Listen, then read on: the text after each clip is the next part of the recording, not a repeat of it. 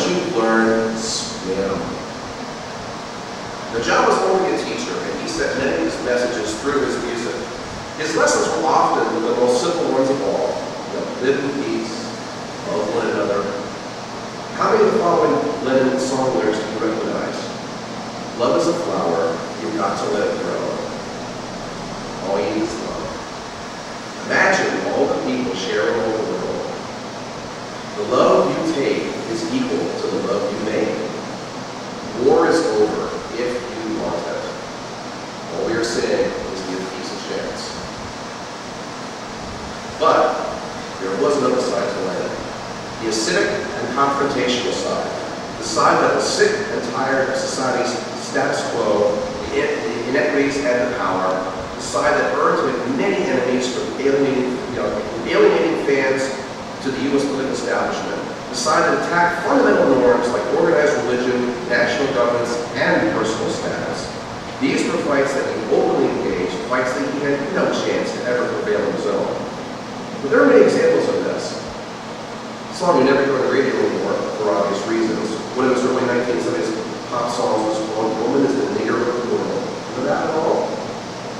Still is on his anthology. It's a good song, actually, but the language obviously is very anti-PC to this day, but there was a good point behind that.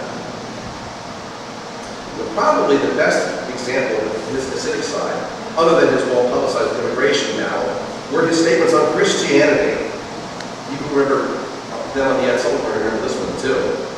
It began with a very unfortunate interview during the height of Beatlemania in the U.S. when he said, quote, "Christianity will go, it will vanish and shrink. I didn't argue with that. I'm right, and I'll be proved right. We're more popular than Jesus now. I don't know which will go first, rock and roll or Christianity." This, of course, led to many outraged people and resulted in lots and lots of demonstrations of the Bible Belt, which included, among other things, the burning of Beatles records.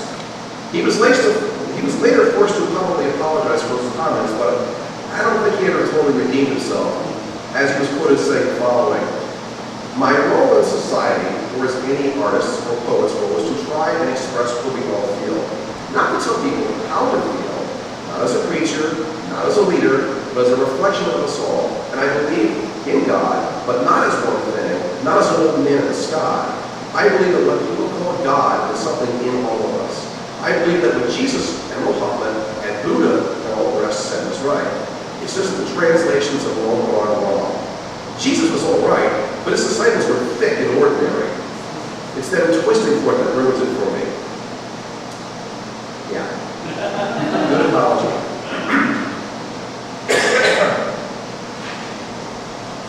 Then, of course, there was Lennon's fight for peace that began in the late 60s. A bit of an oxymoron, because to him it really was a fight for peace. He said, "I don't believe in killing, whatever the reason. You either get tired fighting for peace, or you die.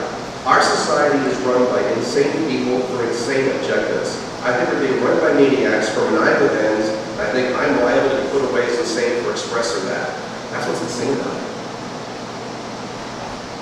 His anti-war protests and other related events earned him much publicity, but he questioned their effectiveness since he was often more focused on himself than actually the message. He thought many of his so-called followers were only fans and not really into the message. So risking total alienation shortly after he was broken up, he wrote a song called God, among other things, in which he rejected the fundamentals of society as he knew it. The opening lyrics were, "God is a concept by which we measure our pain." And he basically spouted off a whole series of things that he didn't believe in: magic, jinn, Bible, tarot, Hitler, Jesus, etc., etc. And then he ended it, of course, with his most powerful statement: "I don't believe in Beatles. I just believe in me." And that's reality. The song goes on to say, "The dream is over. I was the walrus, but now I'm John. And so, dear friends, we must have to carry on." No one, I think, is in that tree. I think it must be higher low. That as you count, tune in when it's all right. Whereas I think it's not too bad.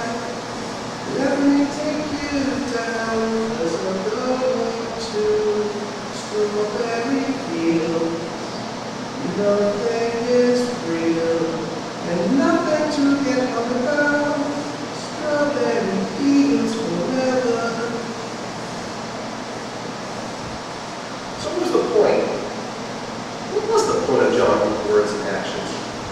His cries for justice, peace, and equality offset with his tender poetry on love. His causes were noble, well-intentioned, but his methods sometimes varied from the sublime to the ridiculous.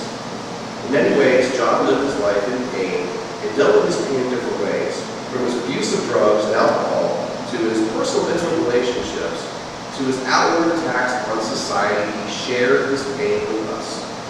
Not surprisingly, all of his dealings with those pain-only ways only caused him more pain ultimately, and kept him from the love that he so desperately sought.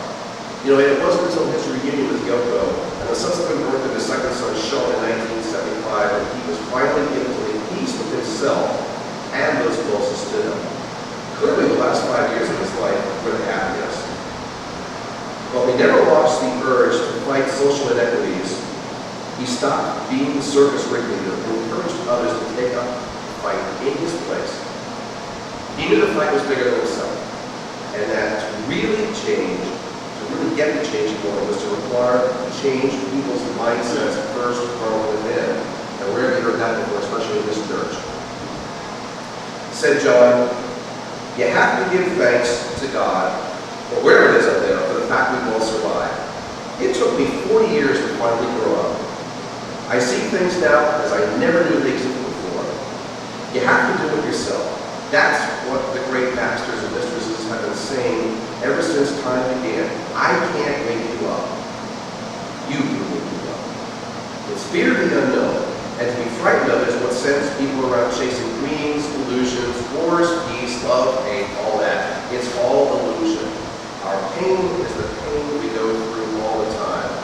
You're born in pain, and pain is what we're in most of the time. And I think that the bigger the pain, the more gods we need. It's only my own revelation. I just know what I know. In the book. So, what can we take from the gospel according to John Lennon? John was clearly an enigma. Part eternal optimist, part narcissist, part bleeding heart liberal, part self-destructive and selfish. In other words, he was quite human, and subject to the same ups and downs that we all went through. So, what can we do? We can do the same with the Lennon legacy that we do with other dogmas we encounter.